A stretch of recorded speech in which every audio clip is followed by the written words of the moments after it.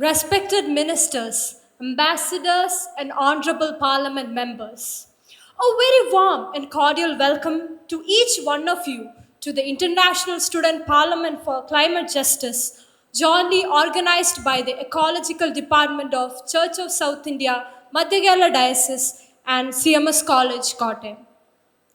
We are honored to have esteemed dignitaries, including our beloved Bishop, Right Reverend Dr. Malil Sabu Koshicharian, Honorable Minister Mr. V.N. Vasavan in his absentia, and other distinguished guests. Your gracious presence add immense value to this historic gathering. This is no ordinary assembly.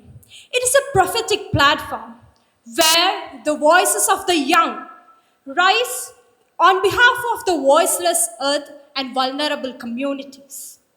Today, you are invited to speak truth with clarity and with courage, raising your concerns about the climate crisis and demanding justice for your region and our planet's future. Parliament members will each have 3 minutes to present their concerns. If you exceed more than 5 minutes, I may be compelled to switch off the microphone to maintain fairness and flow. Ministers will be given 1 minute to respond immediately after the Parliament member from that region finishes. With that, let us begin. I now invite the Parliament member from Tuvalu to share her concern. Following her presentation, the Minister of Tuvalu will respond. Let this Parliament be a turning point for climate justice and truth. Thank you. Honorable Chair, distinguished delegates, I am Manna and I come from Tuvalu, a small island in the Pacific Ocean that barely rises above the sea. I was born to the sound of waves and laughter beneath the coconut trees and starry skies. But now I live with a fear that the next tide might erase my home. Floods were once rare.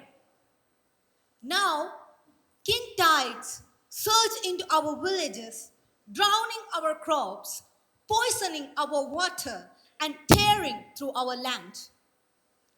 In 2019, our school flooded. We clung to desks as the waves rushed in. That memory still lives in my dream. Our wells are salty. Our gardens are dying. My father stares at the sea like a stranger. He once taught me to swim in its warmth. Now he wonders if we will have to leave everything behind. But where would you go when your entire country is sinking? Some have already migrated. But my family says, this is our land. Our spirit lives here. I want to stay and fight for my people and become a lawyer to defend Tuvalu's rights to exist. Tuvalu did not cause this crisis, and we did not pollute the skies. Yet, we are being asked to vanish quietly. To the world, I say, your emissions drown our homes. Your silence deepens our wounds. Help us survive through urgent action, green technology, and climate justice. Tuvalu is not just an island. It's a nation, a culture, and a people. And we refuse to disappear. Thank you, Chair. Thank you, Honorable Member. Now I call upon the Honorable Minister of Tuvalu to reply to the member. Honorable Chair and fellow delegates, Tuvalu's struggle symbolizes the global inaction. As of 2023, the UN recognizes 57 small island developing states, 39 sovereign nations, and 18 territories, all facing similar threats. We demand climate accountability and urgent emission cuts and technology support.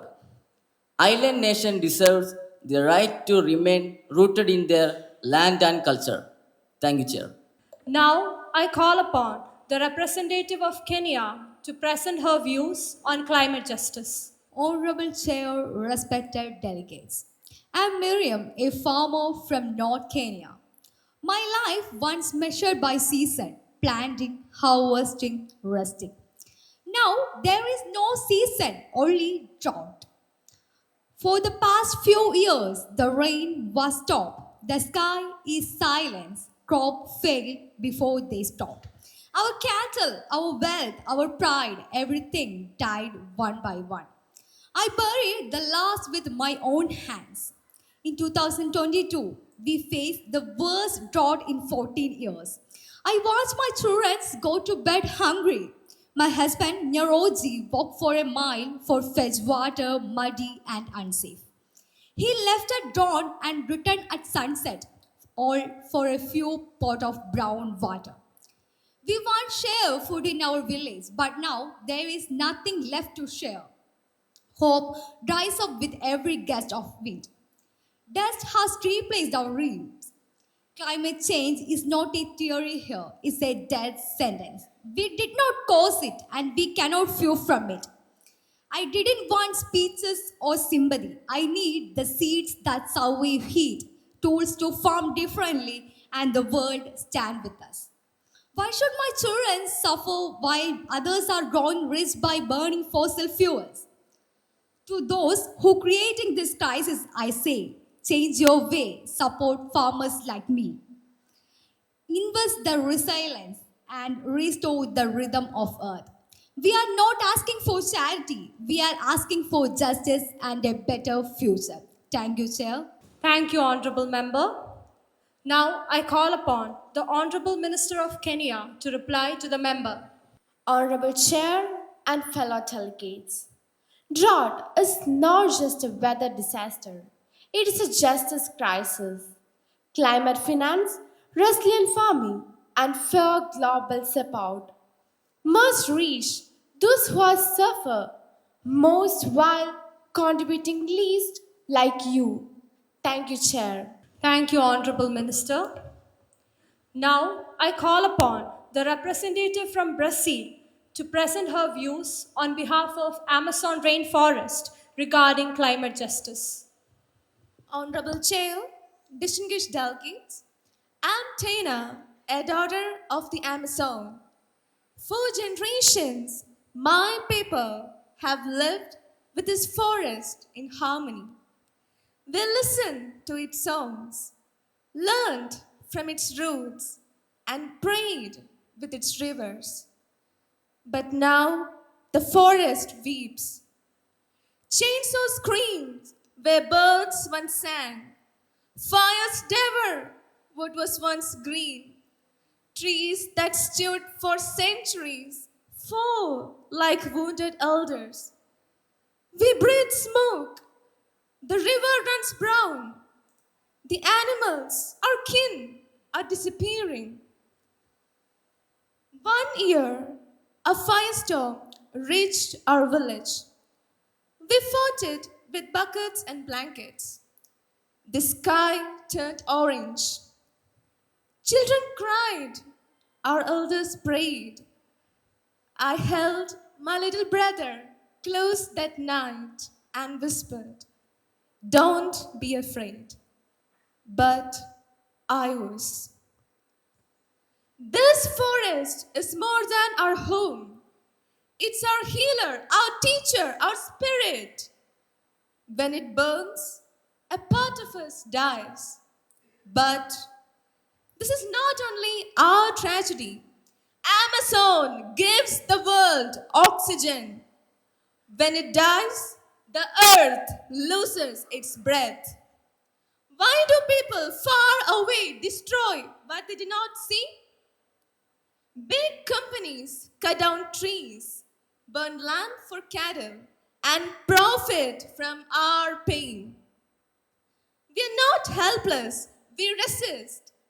I dream of becoming a guardian of the forest, of speaking at gatherings like this, to ask the world to stop the destruction.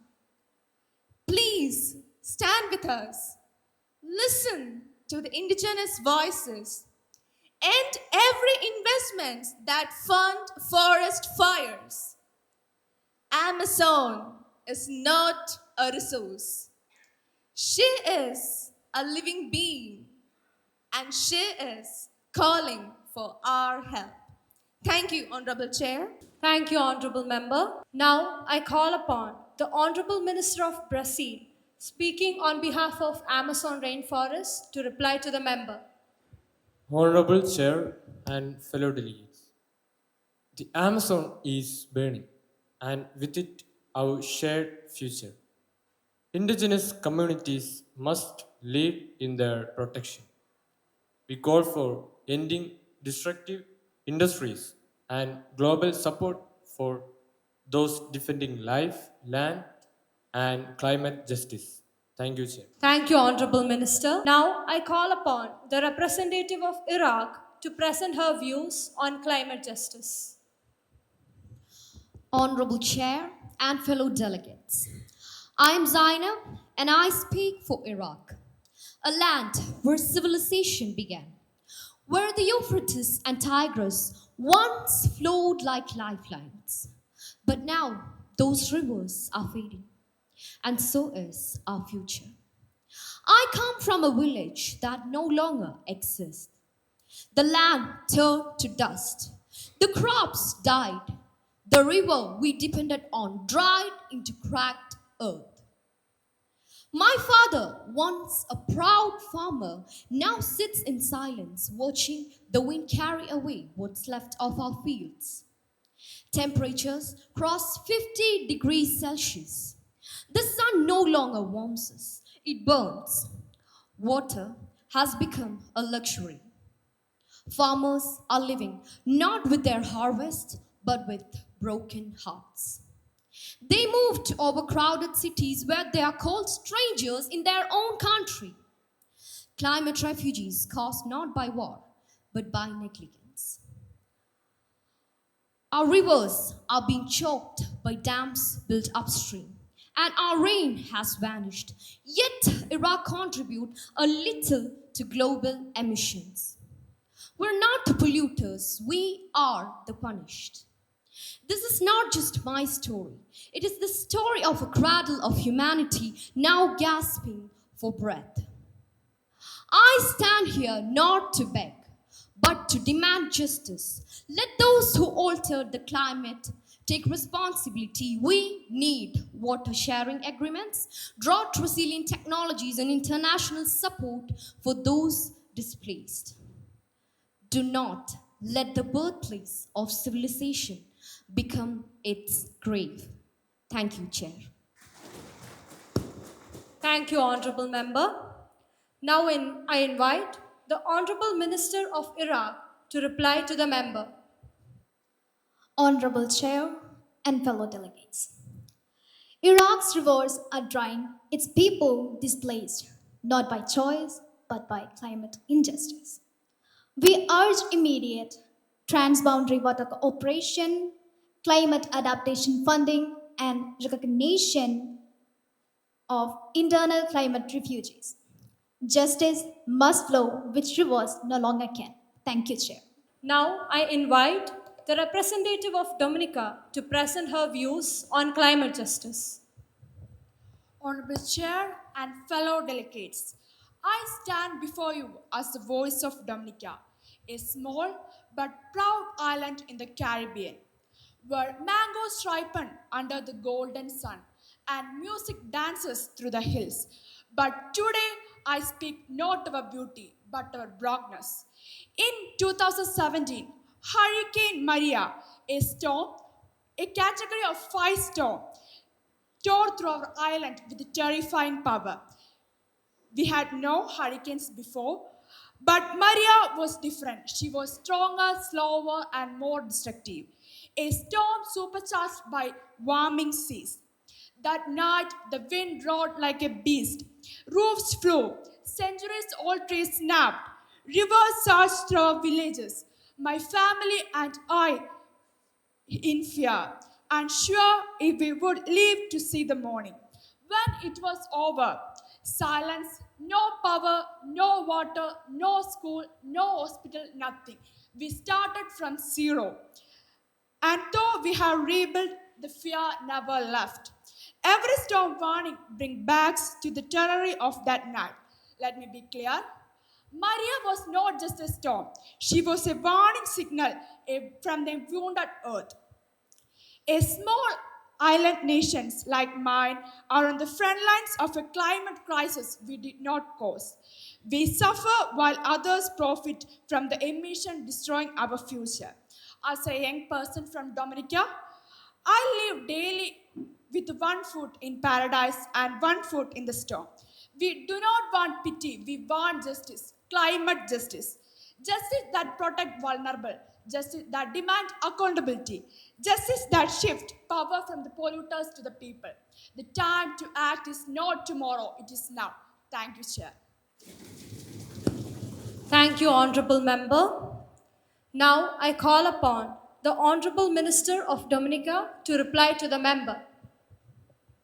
Honorable Chair and fellow delegates, Dominica is a small island nation in the Caribbean, east of Puerto Rico. In 2017, Hurricane Maria devastated the island, caused catastrophic damages. Scientists confirm that rising global temperature caused industrial emissions are making hurricanes are more intensive and destructive. Dominica's cries for climate justice is a call on behalf of all vulnerable nations threatened by inaction. Thank you, Chair. Thank you, Honorable Minister. Now I invite the representative of Bangladesh to present her views on climate justice. Honorable Chair and fellow delegates, my name is Jamila. I come from a small village that once sat peacefully along the banks of the Padma River. My childhood was filled with green fields, gentle rains, and the rhythm of life shaped by the river. The Padma gave us food, water, beauty, and belonging.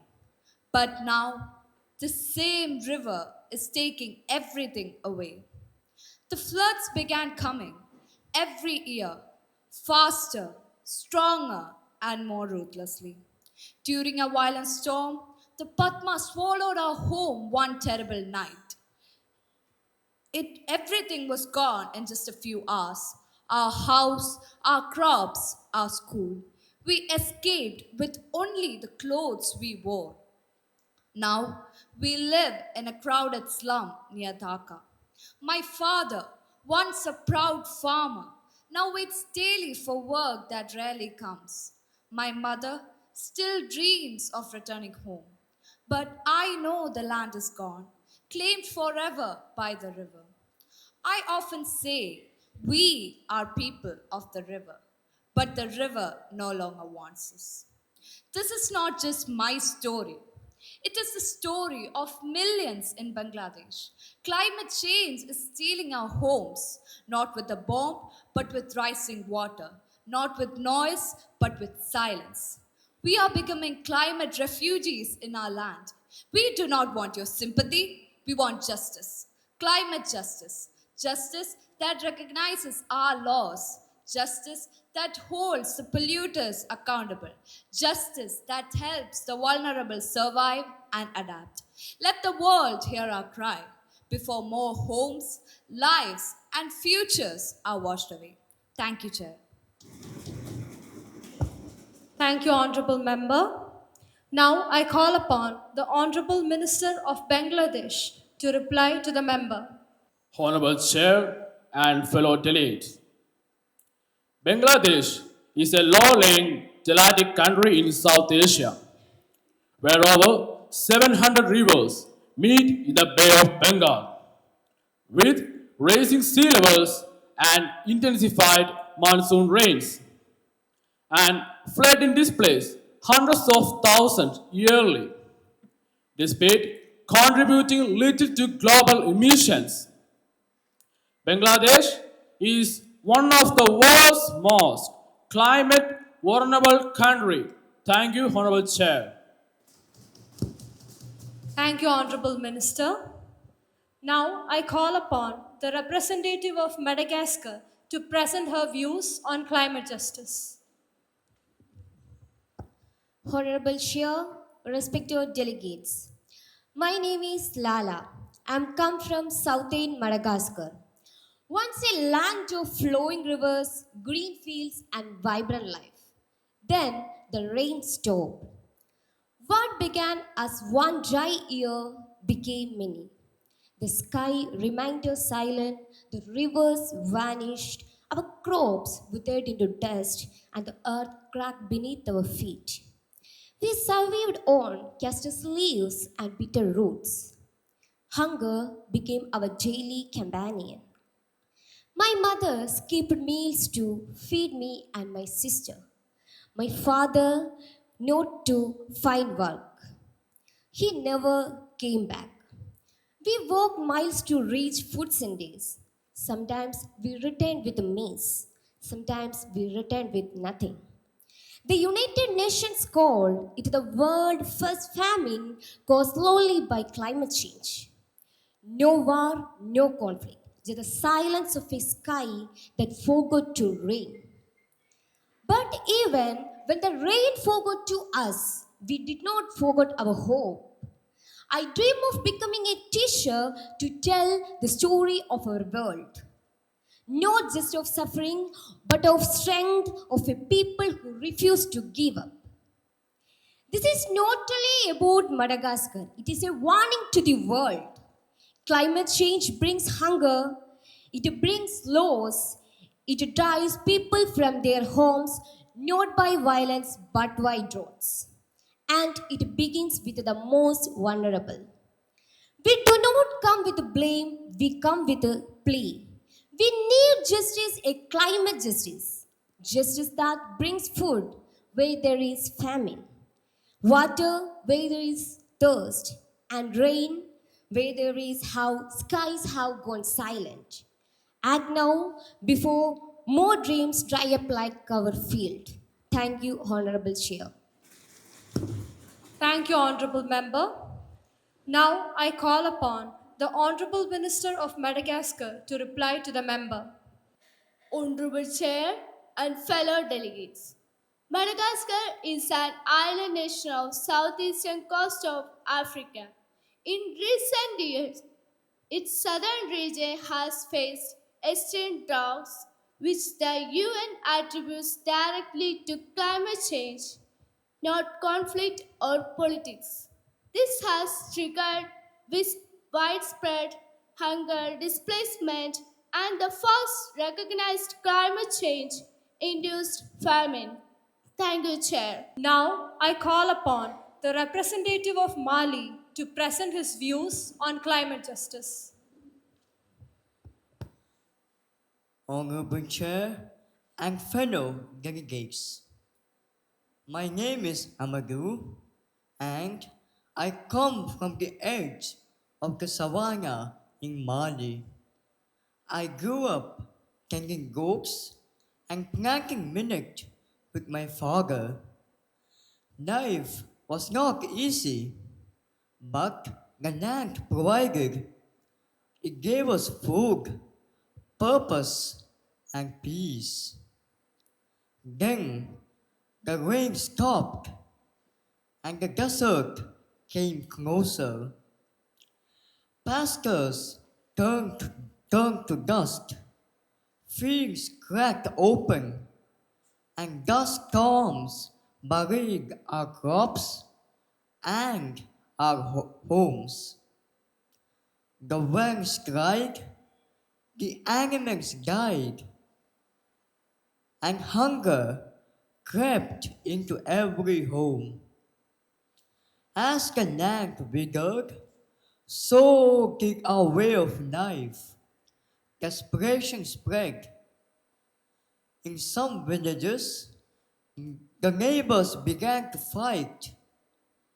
Armed groups arrived with promises and weapons, offering survival in exchange for silence and loyalty. We didn't flee a war, we fled a land that could no longer give us life. Now, I live in a crowded camp on the edge of a city, surrounded by others, displaced by drought, fear, and forgotten promises. I dream of green trees, cool grain, and harvest festivals at night. But each morning I wake to dusk. My story is not just about growth, it is about how climate change breaks the soil and society. Climate change is not only about rising seas and melting glaciers. It is, it is also about hunger, conflict, and migration. And it begins where people are already vulnerable. We need peace. We need rain. But more than anything, we need justice. Climate justice. Justice that restores the land. Justice that brings life back to the dry places. Justice that stops the silence from becoming violence. Please do not forget us. Thank you, Chair. Thank you, Honorable Member. Now I invite the Honorable Minister of Mali to reply to the member. Honorable Chair and fellow delegates, Mali is a landlocked country in West Africa where desertification and drought have worsened due to climate change. As fertile land vanish, food insecurity grows and social tension rise, leading to displacement and increased vulnerability to conflict and extremist groups. Mali's crisis is a clear example of how environmental collapse fuels instability. Thank you, Chair. Now I call upon the representative of Greenland to present her views on climate justice. Honorable Chair and fellow delegates, my name is Eric and I come from a coastal village in Greenland, a land of towering glaciers and thick sea ice. I grew up in a frozen world. My father fished icy waters, my grandfather hunted seals across a frozen sea. Ice wasn't just part of our landscape, it was the foundation of our life, culture, and survival. But now, that frozen world is vanishing. Each year, the ice melts earlier, the glaciers retreat farther, and the sea ice breaks too soon. It is no longer safe to travel, fish, or live as we once did. Last summer, I sat helplessly as a massive glacier chunk carved into the ocean. The waste created crushed the boats and damaged homes in our village. It was not just ice that broke, it was a way of life. Scientists say Greenland's ice is melting faster now than at any time in the last 12,000 years. Billions of tons of ice are vanishing into the sea. It's raising global sea level, threatening cities from Jakarta to New York and Mumbai to Amsterdam. What melts in Greenland does not stay in Greenland. I stand where my grandfather once launched his boat and ask, what happens to the world when the ice is gone? The sea is more than a local crisis, it is a global warning. The earth is out of balance. We need urgent and collective action. Not tomorrow, but now. Because if the ice disappears, so do we all. My story is not just about melting ice, it is about the future we still have the power to protect. Thank you, Chair. Thank you, Honorable Member. Now I invite the Honorable Minister of Greenland to reply to the member. Honorable Chair and fellow delegates, Greenland is the world's largest island and home to the second largest ice sheet on Earth. Due to rising global temperatures, it is losing ice at an alarming rate, a major contributor to global sea level rise. What happens in Greenland today will reshape coastlines and communities across the world tomorrow. Thank you, Chair. Now I call upon the representative of Mozambique to present her views on climate justice. Honorable Chair and fellow delegates. My name is Fatima and I came in a village near Beria, Mozambique, where life was simple. We lived in cassava fields, fetched water from nearby streams, and played beneath in mango trees. But in 2019, everything was changed. Cyclone Idai struck with winds over 170 kilometers per hour, followed by days of endless rain. Rivers burst their banks, roads were disappeared, and entire villages were swallowed by water. That night, our home was collapsed. My little brother and I was clung to a broken tree in the dark. When help was came, it was very late. Everything was gone. No homes, no crops, not even clean water. More than 1,000 people died across Mozambique, Zimbabwe, and Malawi. Today, I live in a temporary camp.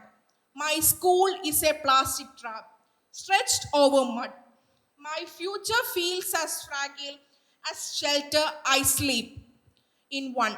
Once we feared hunger, now we fear the sky. This is about how climate change is turning natural disasters into deadly catastrophes. The storms are becoming stronger, the rains are heavier, and the poor, those who contributed to least in the crisis, are paying the highest. We do not ask for pity, we ask for justice, climate justice. We need safety, we need protection, we need a future where children are not afraid of rain. Let our voices rise above the flood waters. Let our stories be the reason that the world chooses to set before the next storm takes more it already has. Thank you, Chair. Thank you, Honorable Member.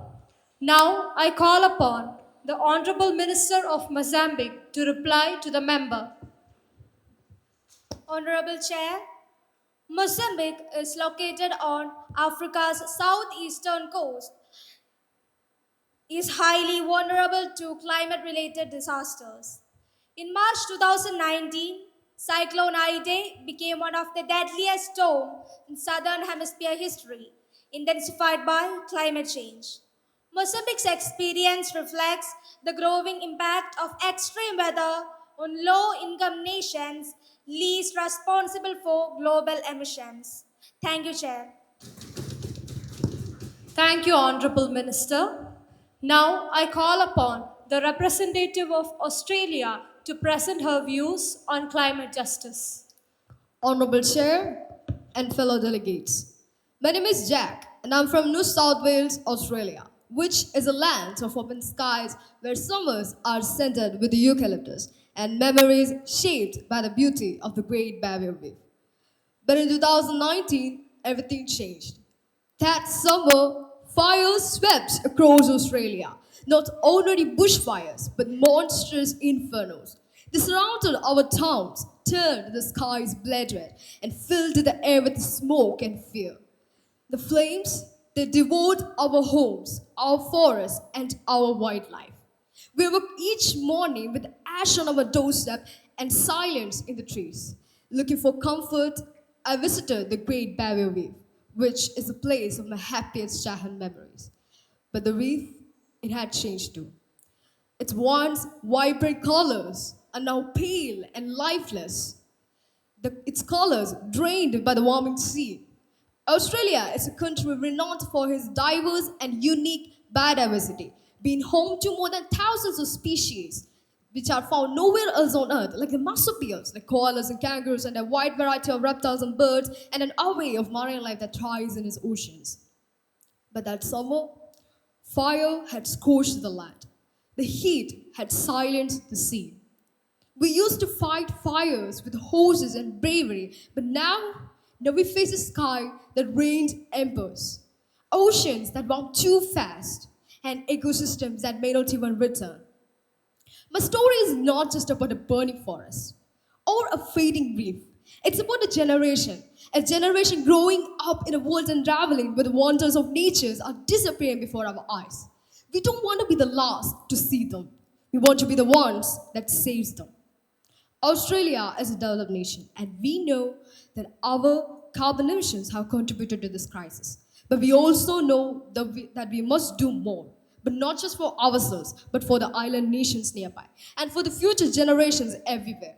We need action, and we need courage. And moreover, we need climate justice now. Thank you, Chair. Thank you, Honourable Member. Now I call upon the Honourable Minister of Australia to reply to the member. Honorable Chair and fellow delegates, Australia, a developed country, faces severe climate impacts. The 2019-20 bushfire season burned over 24 million hectares, and rising sea temperatures have caused widespread coral bleaching in the Great Barrier Reef. These events reflect the devastating intersection of global warming and ecological collapse. Thank you, Chair. Thank you, Honourable Minister. Now I call upon the representative from the United States of America to present her views on behalf of California regarding climate justice. Honorable Chair and fellow delegates, my name is Sophia.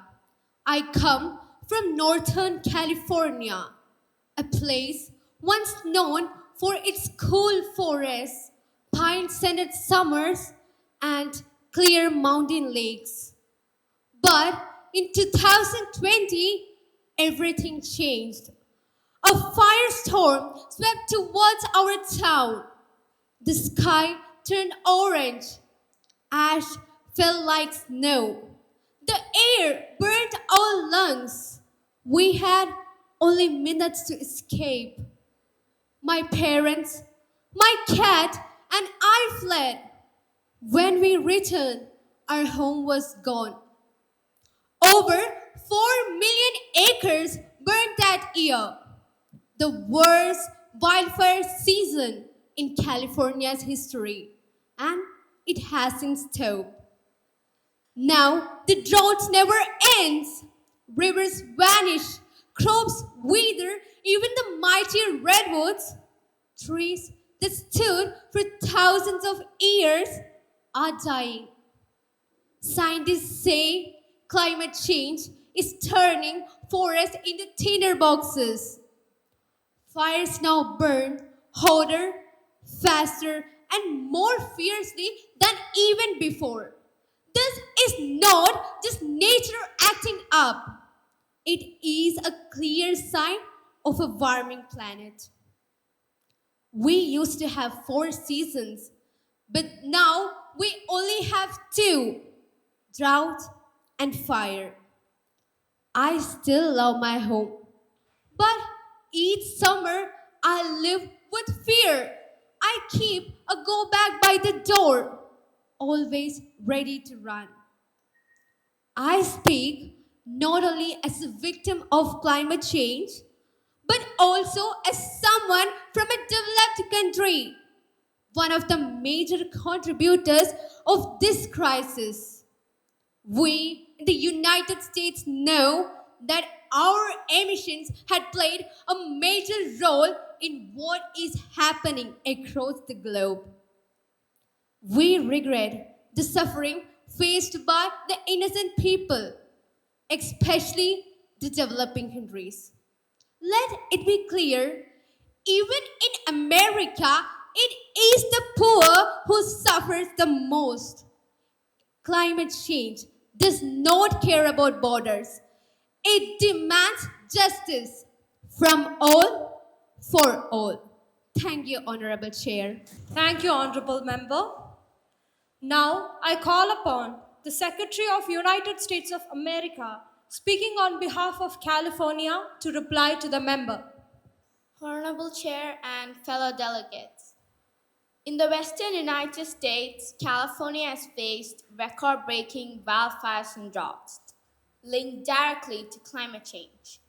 As a developed country, the US has historically contributed significantly to global carbon emission. The delegate story shows that climate change harms both rich and poor, but hits the vulnerable hardest everywhere. Thank you, Chair. Thank you, Honorable Minister. Now I invite the representative of Greece to present her views on climate justice. Honorable Chair, distinguished delegates, my name is Elena and I come from a small village in Greece surrounded by olive trees, the songs of cicadas, and stories passed down through generations. Summers once brought joy, now they bring fear. In recent years, the heat has become unbearable, rising above 45 degrees. The olive grows, our pride and livelihood are withering. Wells are drying up. The air feels heavy, like a warning waiting to be heard. Then came the fire. One August afternoon, the sky turned red. Smoke darkened the sun. A wall of flames roared toward our village. We had less than an hour to flee. My family and neighbors ran, leaving behind our stone house, our fields, even our church. From a distant hill, we watched everything turn to ash. Homes built by our grandparents, olive groves that fed us. Even our pets were left behind. That night, I couldn't stop crying. It wasn't just a fire, it was a message. We are rebuilding, but life feels fragile. Every summer, we wait, wondering if the flames will return. My grandmother says the land feels angry, and I understand. Greece is a developed country, yet we are victims of a system driven by fossil fuels and global greed. Emissions know no borders. The heat comes for us all. I'm not asking for pity, I'm asking for justice. Let the world act, cut emissions, abandon fossil fuels, and help all nations, rich or poor, adapt. When the sky turns red, let it be from sunsets, not sorrow. Thank you, Chair. Thank you, Honorable Member. Now I invite the Honorable Minister of Greece to reply to the member. Honorable Chair and fellow delegates, your story reminds us that even developed nations are now climate victims. The crisis is universal, but its roots lie in an unjust global system. We call for urgent emission cuts, climate accountability, and solidarity across nations to protect our common future. The flames of injustice must be extinguished together. Thank you, Chair. Now I call upon the representative of Alaska to present her views on climate justice. Honorable Chair and fellow delegates, I am Noah. I am 10 years old. I live in a village in Alaska where my family has lived for thousands of years. But now the ground beneath us is changing. I remember when the snow was thick and the ice was strong. My grandfather used to take me in hunting. But now the ice is too thin, so we stay home. Our village is sinking. The permafrost, once frozen solid, is melting. Our house is cracks. The ground turns to mud. The road to my school barked last year. Even our graveyard is sinking. Storms are stronger now, and the sea hits harder. Without sea ice to protect us, waves crash right at our doorsteps. In 2019, our elders decided we must move the entire village inland. But the moving cost millions, and we don't have that kind of money. I miss the snow that I stayed. I miss the quiet of frozen nights. I am scared that one day we will lose everything. Some people say we are the part of rich country, so we should not complain. But my people, indigenous communities in Alaska, did not cause this. We did not burn coal or oil. We did not build industries that warm planet. Yet we are the first to lose our homes. I'm just a kid, but I ask you, please act. Cut emissions. Help us to relocate safely. Listen to our stories. Because if the Arctic melts, the whole world will feel it. Thank you, Chair. Thank you, Honorable Member. Now I call upon the Honorable Minister of Alaska to reply to the member. Honorable Chair and fellow delegate, your village in Alaska, through part of the United States, represent indigenous community who contribute least to climate change, yet suffer the most. As Arctic permafrost melt, we must prioritize relocation aid, invest in resilient infrastructure, and uphold climate justice. For frontline community like your across the world, thank you, Chair. Now I invite the representative of Sundarbans to present her views on climate justice. Honorable Chair and distinguished delegates, I am Amina from a small village at the edge of Sundarbans in West Bengal. I once read the tides like a prayer. Today, those prayers are drowned. Since Cyclone Ayla in 2009, everything has changed. Our house collapsed, the fields turned white with salt, the mangroves, our green guardians, are dying. Each year, embankments grow weaker and the floods become more cruel. I live in fear with two children and a river that steals. Once a fisherman, my husband left for Kolkata when the fish disappeared.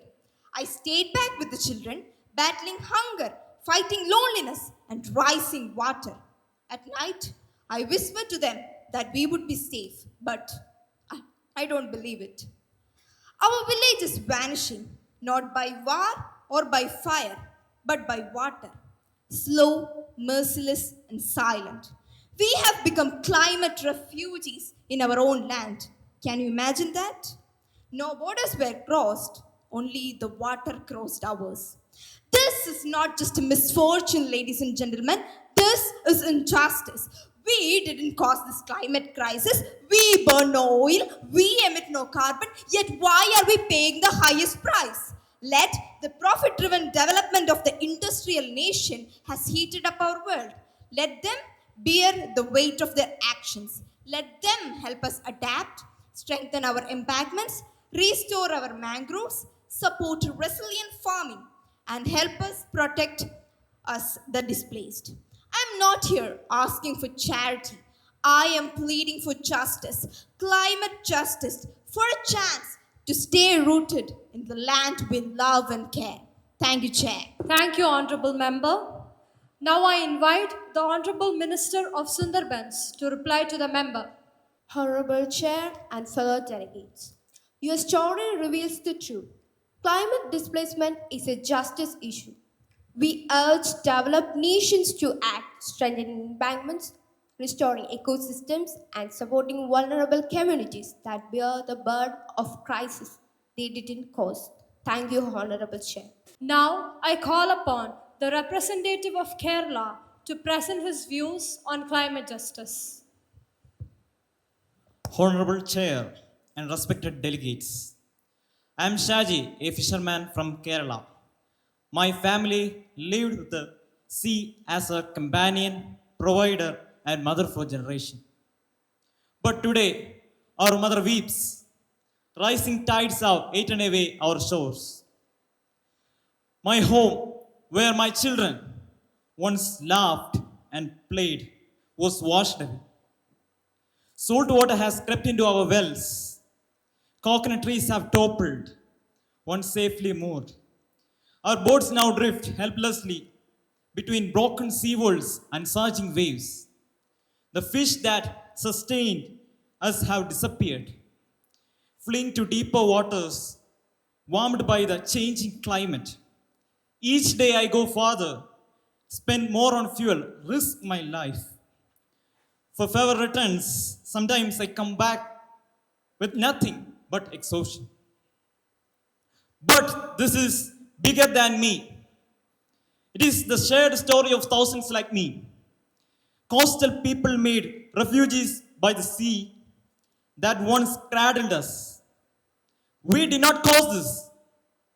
The profit driven development of wealthy nations burning fossil fuel, chasing growth, has led to these rising waters and eroding shores. We are paying the price for a crisis we did not create. I want to adapt, rebuild, and live with dignity. But I cannot do this alone. The nations that caused this crisis must now take responsibility, not with sympathy, but with justice. We need support for sustainable livelihoods, coastal protection, and a future where our children can laugh again by the sea. We are not begging, we are demanding a future, a chance to dance again with the rhythm of the sea, not run from it. Thank you, Honorable Chair. Thank you, Honorable Member. Now I call upon the Honorable Minister of Kerala to reply to the member. Honorable Chair and fellow delegates. Thank you. Your testimony is a painful reminder that climate change is a justice issue. Coastal communities like yours are innocent victims of a broken global system. We urge developed countries to acknowledge their role and act with urgency to just support adaptation and protect lives on the front line of climate crisis. Thank you, Chair. Now I invite the representative of Canada to present her views on climate justice. Honorable Chair and distinguished delegates, my name is Daniel and I grew up in British Columbia. Summers they're meant to be cool breezes, lakeside evenings, and sleeping with open windows. We never needed air conditioning, but in 2021, everything changed. A deeply heat wave swept across our province. Temperature soared to 49.6 degrees Celsius, hotter than Las Vegas or Dubai. The town of Little Rock, Canada's all-time heat record one day. Wildfires tore through ancient forests. Homes vanished in flames. The sky turned orange and the air became smoke. Hospitals are filled with sick and elderly. In just a few days, over 600 people died with heart stroke and related illness. Scientists confirm what we feared. Climate change made this disaster 150 times more likely. Now, my family keeps emergency bags by door. Air purifiers run day and night. And every summer, instead of joy, we feel dread. I used to believe Canada was safe, far from wildfires, floods, and climate extremes. But now, even the sky feels dangerous. My story is not just about heat, it's about the illusion of staying warming world. No country is immune, no matter how wealthy, remote, or prepared. We in Canada are a developed nation. We know our emissions are contributed to this crisis and we acknowledge our responsibility, not just to ourselves, but to the world. We need bold climate action and we need justice, climate justice. Justice that protects the most vulnerable, justice that unites all. Before and the town, and the nation, or and the child, summer is lost. Thank you, Chair. Now I call upon the Honorable Minister of Canada to reply to the member.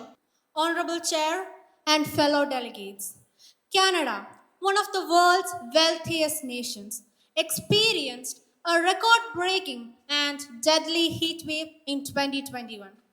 The event was scientifically linked to human induced climate change.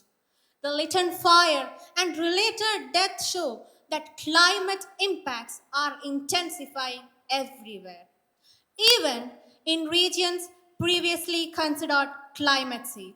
Thank you, Chair. I now call upon the Ambassador of the United States of America to share his views on the topic. Honorable Chair and esteemed delegates, we acknowledge that climate change is indeed a global concern that affects us all. Developed and developing nations alike have been facing unprecedented ecological challenges. In fact, America herself is no stranger to wildfires, storms, and floods that threaten her people and infrastructure. Today, I have listened to many heartfelt stories and strong arguments in this Parliament. And I would like to confirm the United States does recognize the importance of cooperation in addressing the menace of climate change. We are open to extending financial and technological support to vulnerable nations in order to aid them in adaptation and mitigation efforts. However, I respectfully deny the assertion that climate change is solely a justice issue, where the blame is disproportionately placed upon developed nations. Our economies have grown through enterprise, innovation, and competition, principles central to human progress. Open markets, profitability, and energy security remain foundational to our development. And at present, fossil fuels play an important role in maintaining energy security as well as in sustaining economic growth. Ladies and gentlemen, it is neither fair nor productive to frame development and progress as crimes. Climate change is a shared challenge and it is not a battlefield of blame. Progress should be measured not by our guilt, but by our ability to act collaboratively without compromising on the aspirations of our citizens.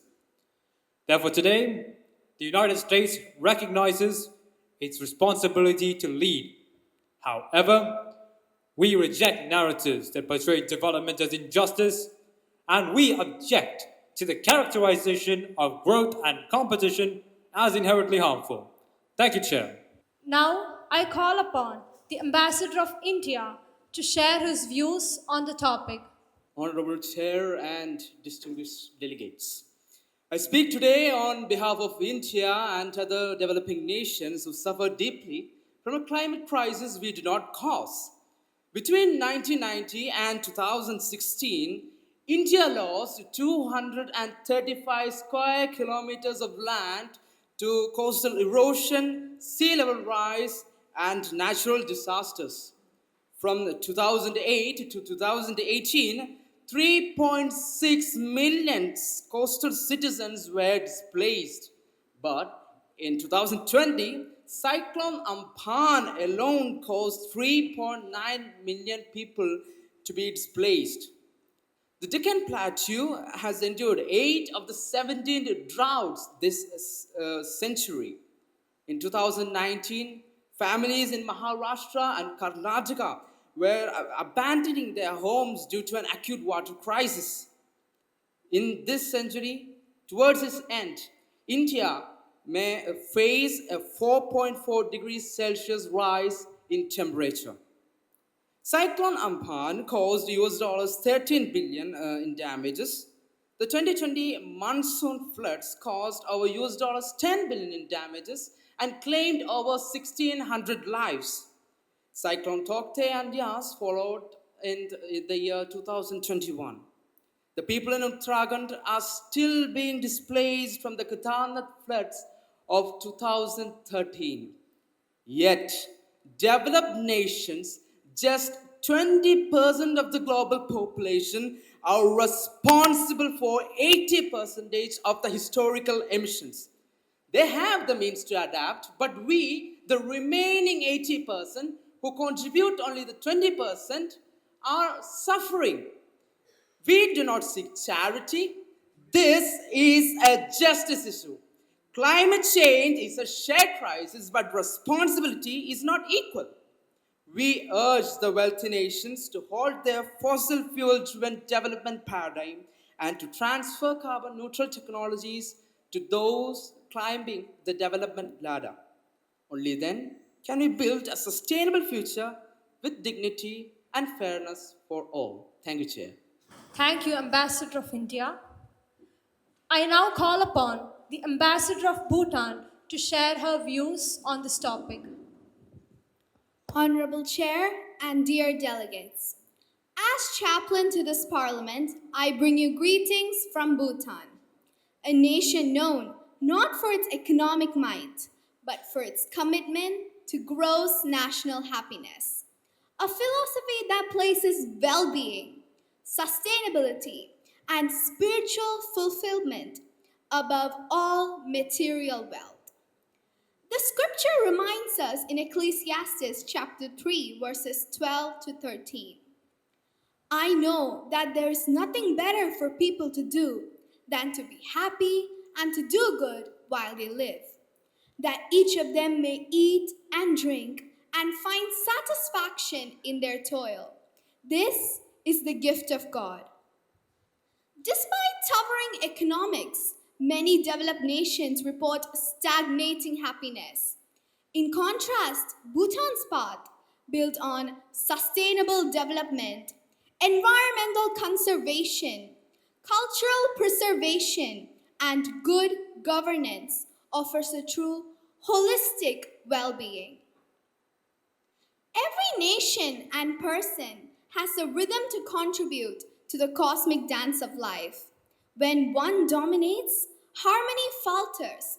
True joy does not come from endless consumption or the pursuit of power, but from living in tune with nature, with each other, and with God.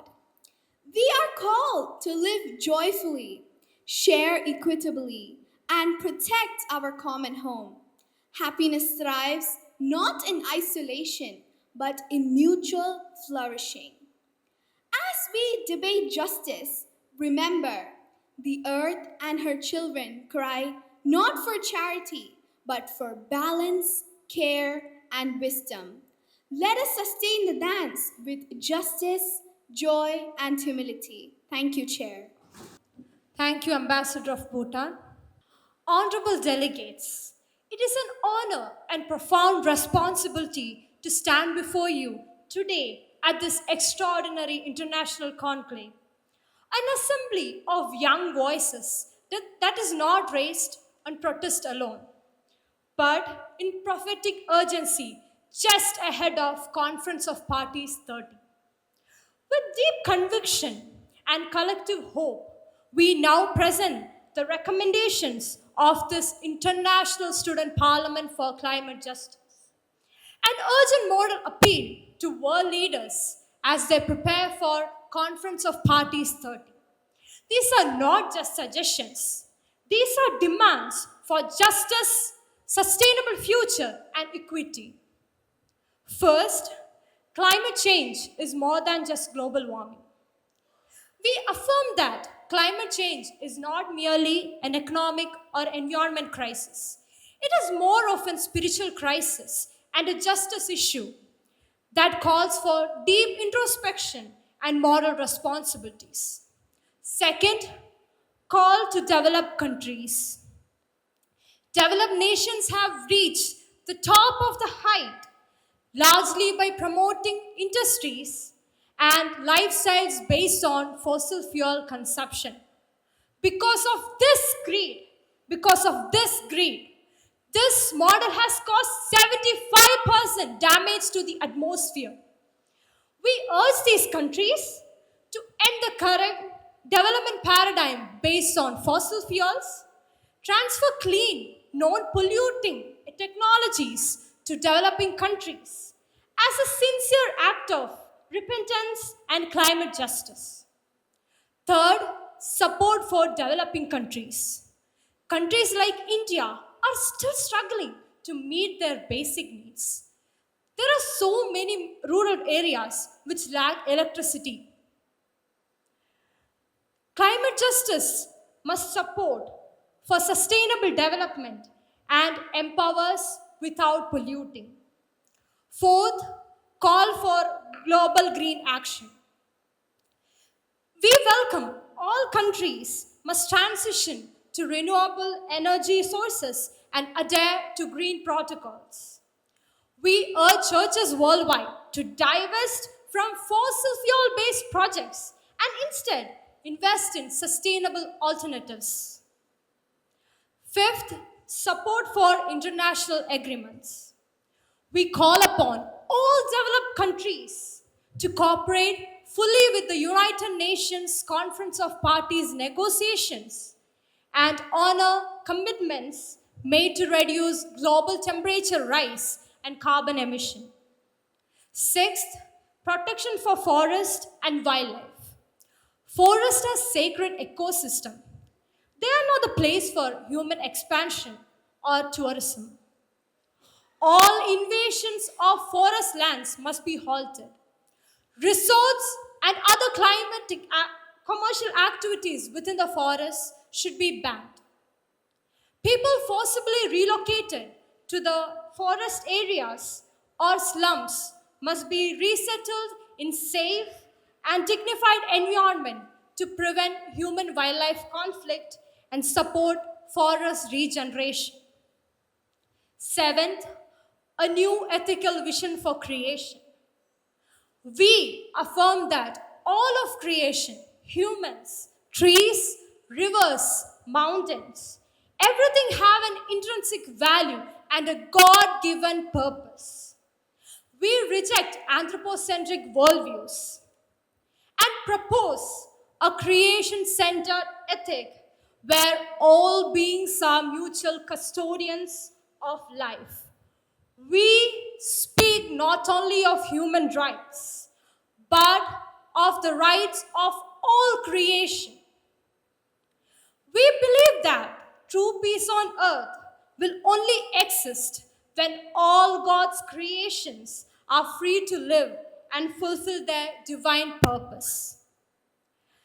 This student parliament requests the world leaders to refrain from speeches, take bold steps in mitigation and adaptation, also for a carbon free new economic order. Let this begin a new world built on justice, truth, and economic harmony. Thank you, delegates. Thank you, all Parliament members and esteemed visitors, for your valuable presence and participation. With this, we formally conclude the session of the International Student Parliament for Climate Justice. Kindly remain seated as the public function will begin shortly. Thank you.